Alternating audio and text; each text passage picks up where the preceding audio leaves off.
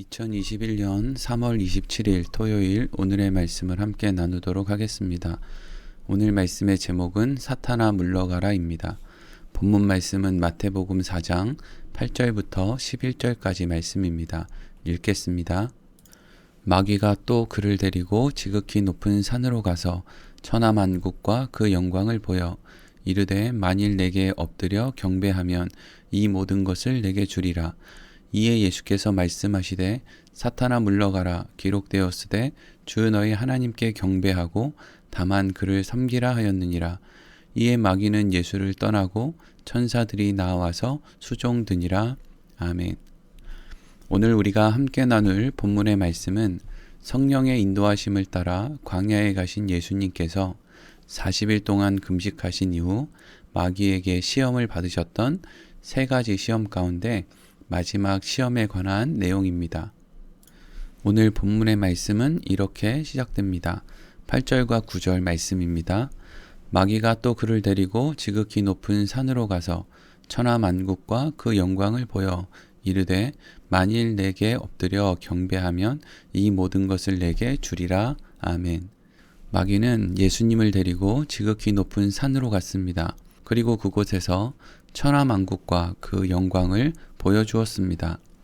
마귀가 예수님을 데리고 간 산이 어디인지, 그리고 그가 보여준 천하만국과 그 영광이 무엇을 말하는지 우리는 정확하게 알 수는 없습니다.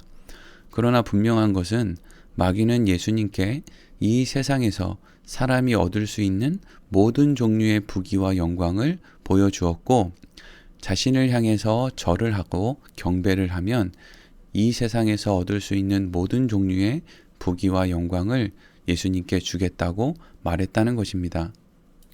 지금 마귀가 예수님을 향해 제안하고 있는 것은 너무나 매력적인 것이었습니다.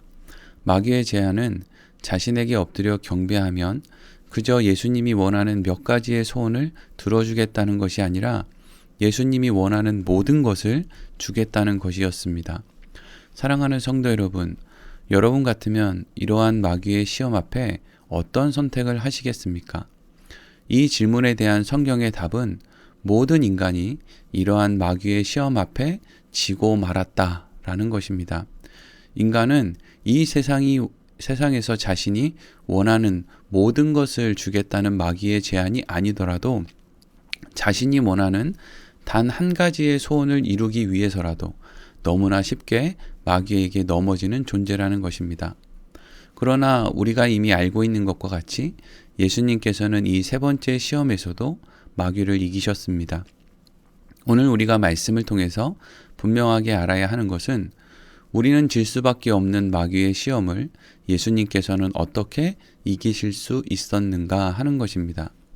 사실 예수님께서 마귀의 시험을 이기실 수밖에 없었던 이유는 아주 간단합니다. 그것은 예수님께서는 마귀가 거짓의 아비라는 것을 너무나 잘 알고 계셨기 때문이었습니다. 오늘날 그리스도인들이 마귀에 대해서 깊이 오해하고 있는 것이 있습니다. 그것은 마귀가 이 세상에 공중권세를 잡고 있기 때문에 마귀를 통해서 우리가 이 세상에서 원하는 것을 얻을 수도 있다라고 생각하는 것입니다. 그래서 이러한 생각을 가지고 있는 과거로부터 많은 사람들이 쓴 글을 보면 마귀에게 자신의 영혼을 팔아서 자신이 원하는 것을 마귀로부터 얻어내는 그런 식의 글들을 우리가 볼 수 있게 됩니다. 그런데 바로 이러한 생각이 인간이 마귀를 깊이 오해하는 것입니다. 여러분, 마귀는 인간에게 이 세상의 것을 주고 또 주지 않을 만한 힘이 없습니다. 그런데 왜 오늘 말씀에서 마귀는 예수님께 천하만국과 그 영광을 자신이 줄 수 있는 것처럼 말하고 있는 것입니까? 그것은 마귀에게 그것을 줄 수 있는 힘이 있기 때문이 아니라 마귀는 거짓의 아비이기 때문입니다. 이것은 말 그대로 마귀에게 어떤 능력이 있기 때문에 그것을 주겠다고 말하는 것이 아니라 예수님을 대놓고 속이고 있는 것입니다.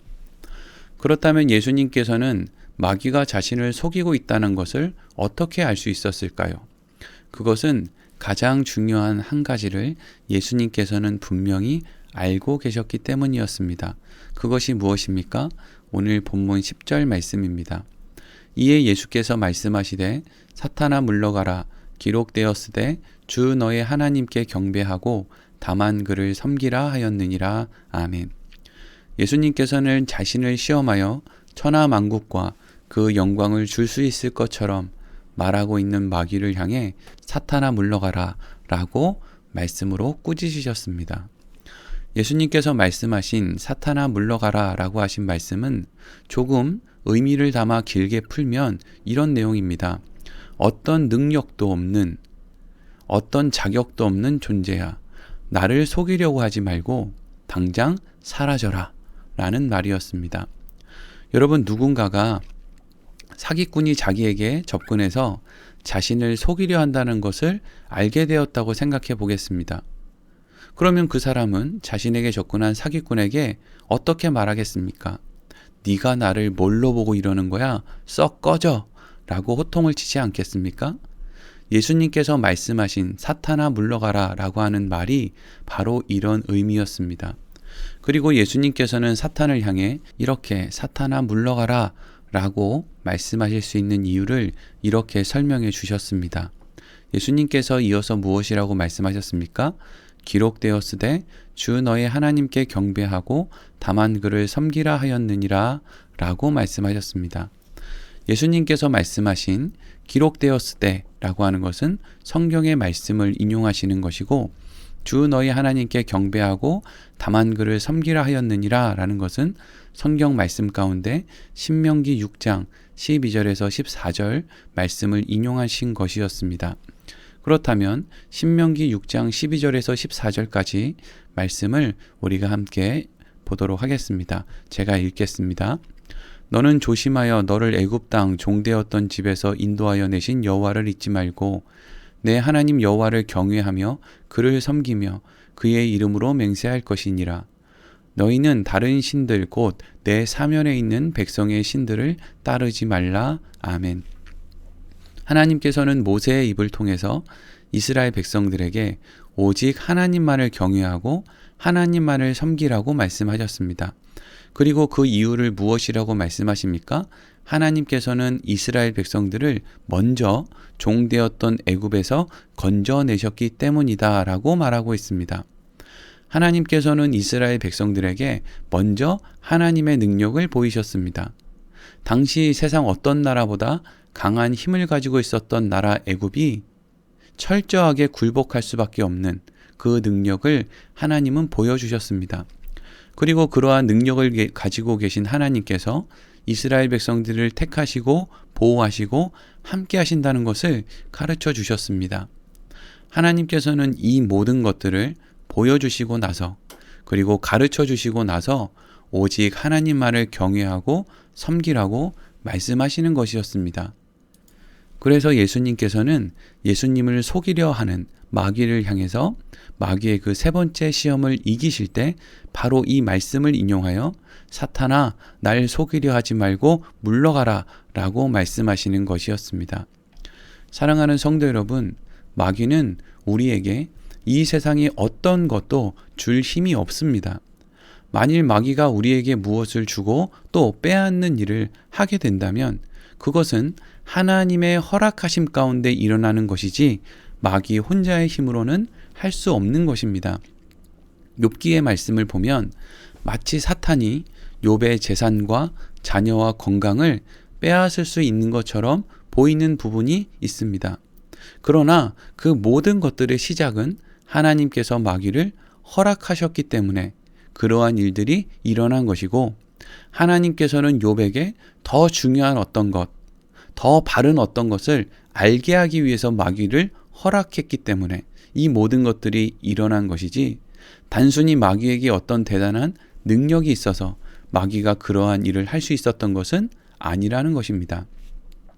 이러한 관점이 중요하기 때문에 이에 대해서 조금 더 부연 설명을 하도록 하겠습니다. 여러분, 어떤 점장이가 점을 보러 자신을 찾아온 사람에게 동쪽으로 가면 귀인을 만날 것이고 원하는 일이 이루어질 것이다 라고 말했다고 생각해 보겠습니다. 그리고 그 사람은 정말 동쪽으로 갔고 귀인을 만나서 원하는 일이 이루어졌다라고 가정해 보겠습니다. 사람들은 이 사람에게 동쪽으로 가라고 말을 한 점장이가 영험한 능력이 있다고 생각할 수 있을 것입니다. 그런데 이러한 일에 대해서 이렇게 생각해 보겠습니다. 이 사람이 만일 동쪽으로 가지 않았다면 이 사람이 귀인을 만나지 못했을 것이고 원하는 일을 이루지 못했을까요? 그리고 이 사람이 그날 귀인을 만났고 그때 자신이 원하는 일을 이루었다고 해서 그 사람에게 더 이상 평생에 어려움은 두 번 다시 그를 찾아오지 않았을까요? 여러분, 마귀는 거짓의 아비입니다. 속이는 자라는 것입니다. 점장이가 하는 점괘는 사실 대부분이 틀립니다. 그런데 가끔 맞는 것처럼 보일 때가 있습니다. 그것은 점장이가 맞추는 것이 아니라 점장이가 10명의 사람의 점을 봐주면 그 가운데 한두 명 정도의 사람에게 그 점장이의 말과 같은 일이 일어나는 것, 그래서 우연히 그러한 일들이 일어나게 되는 것을 말하는 것입니다. 이것은 단순히 우연이라고 이야기하긴 어려운 그냥 자연 법칙 속에서 가만히 내버려 두면 이루어질 일인데 점장이가 여러 사람들에게 그런 이야기를 하다 보니까 어떤 사람들은 점장이의 말과 같은 일이 그 사람들의 삶에 일어나게 된다는 것이죠.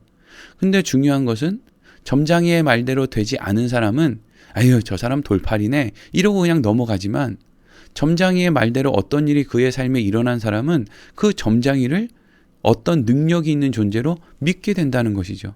그건 정말 점장이에게 어떤 능력이 있다는 것이 아니라 점장이에게 속았다는 것을 의미하는 것입니다. 여러분, 또 이런 예를 한번 들어보겠습니다. 제가 이제까지 약 20년 정도 전도사로 또 목사로 생활을 해오는 동안에 많은 사람들로부터 기도 부탁을 받았는데 그 가운데 자녀가 없는 가정으로부터 하나님께 기도해서 자신들의 가정에 자녀를 허락해 달라고 하는 기도 부탁을 많이 받았었습니다. 그래서 자녀가 없는 가정의 부모님들에게 안수 기도를 해준 적도 있고 또 새벽 기도나 또 철야 기도 시간에 기도를 해준 일도 있습니다. 그런데 여러분, 그 가운데 어떤 사람은 정말 제가 기도를 한 것처럼 자녀를 얻었던 사람도 있습니다. 그런데 어떤 사람은 제가 아무리 기도를 해도 자녀를 얻지 못하는 그런 가정도 있었습니다. 여러분, 그러면 자녀를 얻은 사람은 제가 기도를 해 주었기 때문에 그 집에 자녀가 생긴 것이겠습니까? 그러면 제가 기도를 해 주었는데 자녀를 얻지 못한 사람은 제가 기도하는 것이 뭐가 잘못되었기 때문에 그들의 삶에 자녀가 없게 된 것이겠습니까?